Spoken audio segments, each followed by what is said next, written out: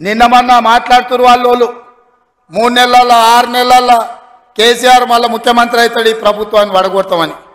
నీ అయ్యా ఎవర్రా పడగొచ్చేటోడు? పడగొడతారా? ఎవడు కొట్టేది? నేను అడుగుతున్నా, వేలాది మంది మా యువకులు ఇక్కడ ఉన్నారు, మీరందరూ చూసుకుంటే ఊరుకుంటారా? పడగొడితే ఊర్లలోకి రానిస్తారా?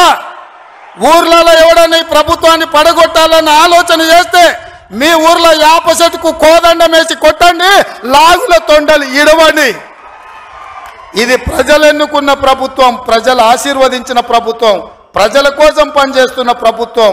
ఇది ప్రజా ప్రభుత్వం. ఆడ అనుకుంటుండు 1,00,000 కోట్లు పెట్టి కట్టిన కాళేశ్వరం కూలినట్టు ఈ ప్రభుత్వం కూలుతుందని. నీ అయ్యా నువ్వు దోపిడీకి పాల్పడ్డావు కాబట్టి ఆ కాళేశ్వరం గాలి వస్తే కొట్టుకుపోయింది. ఈ ప్రభుత్వం గాలి కాదు కదా, నీ ఖాందాన్ మొత్తం వచ్చినా బోర్ల బొక్కలు పండబెట్టి తొక్కుతాం. ఎవడని ప్రభుత్వం పడుతుందనో 6 నెలలకో 3 నెలలకో కేసీఆర్ ముఖ్యమంత్రి అవుతాడని చెప్పిండంటే మూతి పండ్లు రాలుతాయని నేను చెప్పదలుచుకున్నా.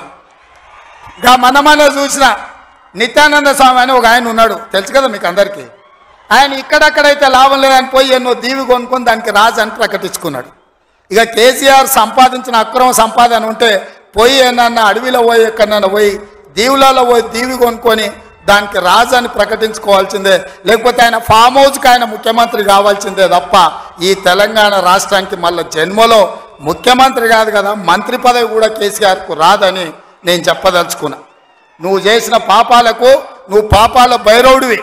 ఈ నిరుద్యోగ యువకులను, ఉద్యమకారులను, అమరవీరుల కుటుంబాలను, రైతులను, దళితులను, గిరిజనులను, మైనారిటీలను, మహిళలను నిలువు దోపిడీ చేసి నిలువున ముంచిన నువ్వు, నీకు సిగ్గన్న ఉందా మళ్ళీ పదవి కావాలని అడగడానికి? నీకు కొంచెమైనా రోషం ఉన్నదా అని నేను అడుగుతున్నా.